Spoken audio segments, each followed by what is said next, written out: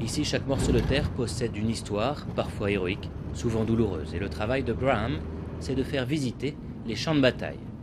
Il est incollable sur les moindres faits et gestes des paras durant la guerre. Arrivé 7 ans après le conflit, cet ex-policier défend, à sa manière, l'esprit britannique de ce territoire d'outre-mer.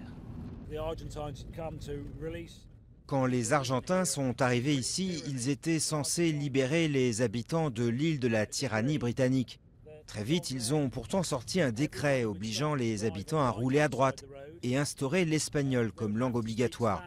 Dans les faits, je ne sais même pas s'il y avait 2 ou 3 personnes qui parlaient la nouvelle langue officielle.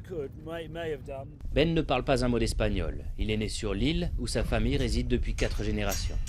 Ce marin de 36 ans n'a qu'un souvenir confus du conflit, mais garde gravé à jamais dans sa mémoire un réveil, au petit matin, un fusil sur la tempe. S'il a pardonné cet épisode, il vit assez mal les constantes pressions économiques et diplomatiques de l'Argentine. Moi, je me sens Falklander, Kelper comme on dit. Mais notre filiation avec les Britanniques est très forte, donc nous sommes à la fois Kelper et Britanniques.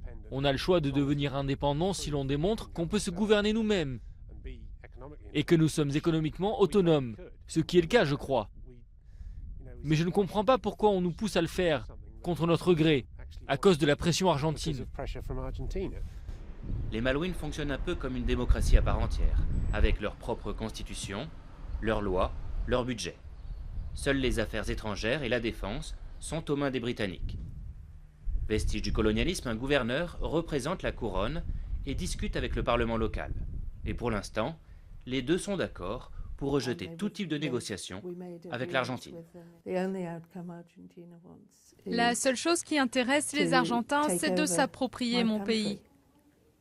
Et je trouve ça complètement inacceptable. Ce pays est ce que ma famille et d'autres en ont fait après plusieurs générations de travail, et on ne l'abandonnera jamais. En 180 ans de présence, les Britanniques ont définitivement façonné les îles Malouines. Mais les Kelpers sont attachés au principe d'autodétermination. Et il n'est pas dit que les réserves d'or noir sur lesquelles serait installé l'archipel ne les poussent pas, à terme, à s'émanciper un peu plus de Londres.